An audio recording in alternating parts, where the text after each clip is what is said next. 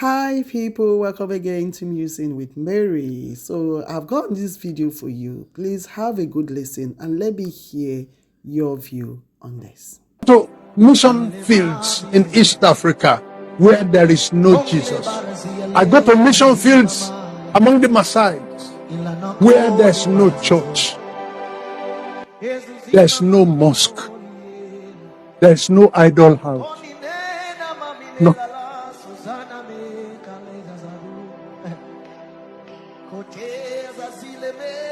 There's nobody to go there and tell them about Jesus. You take what you bring.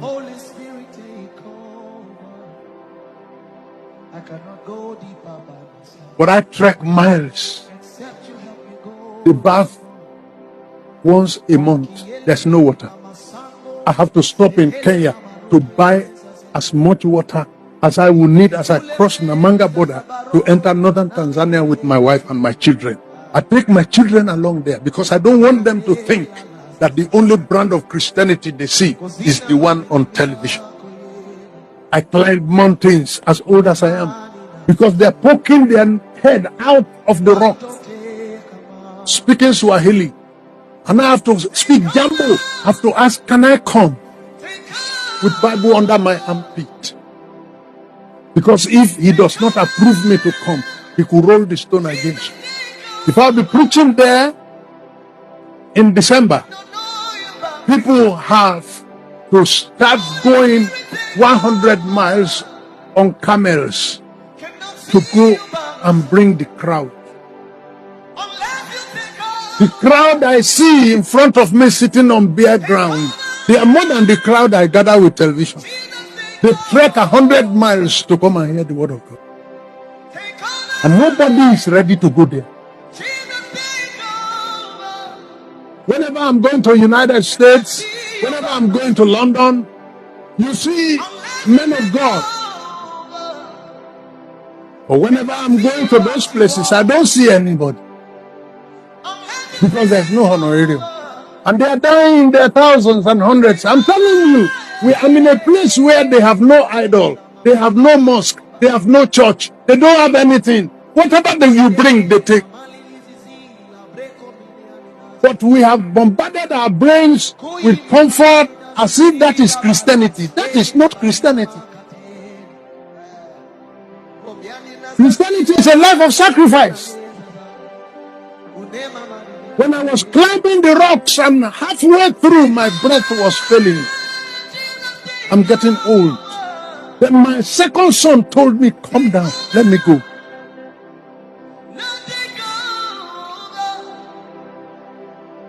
By the grace of God, I can sponsor my children in any university in the world. By the grace of God. Don't let me go into that one. Because the dividing line between that testimony and pride is like the edge of razor blade. You never know when you slip to the other side. I don't want to talk about that. But I am telling you that by the grace of God, God has done enough for me to go and sit down somewhere and be preaching prosperity to others and be telling them, come and see. When people are dying. In northern part of Kwara State where I come from, in northern Bogu, beyond Wawa, as we approach Benin Republic, on market day, our brethren will ask brethren to go for evangelism. And they asked one woman who was sitting in front of her wares, do you have Jesus? You need Jesus.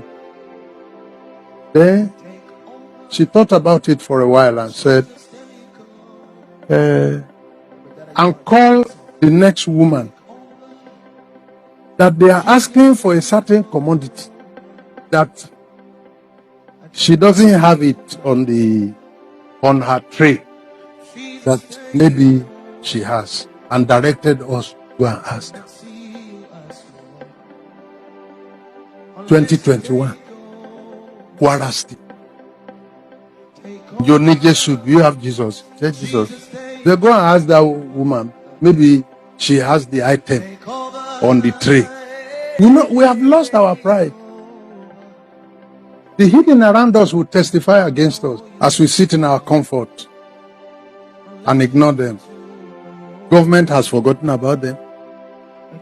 There's no road. We trek. We enter the river because there's no bridge. Whenever I go, I don't come back with my clothes. We can't wash our clothes. The water there, if you put your clothes inside, it gets dirtier because it's mud. We wait for the water to settle down before we. The life of Christ is a life of sacrifice. Preaching the gospel is a life of sacrifice. The ministry Jesus committed to our hands is a ministry of sacrifice. And this is the alternative community that Jesus is trying to set up. But the allurements of luxury and pleasure keep enticing us out. So now I want to hear from you. What do you think about the Christianity and preaching the gospel he spoke about and what is obtainable today? What's your opinion? What should we do?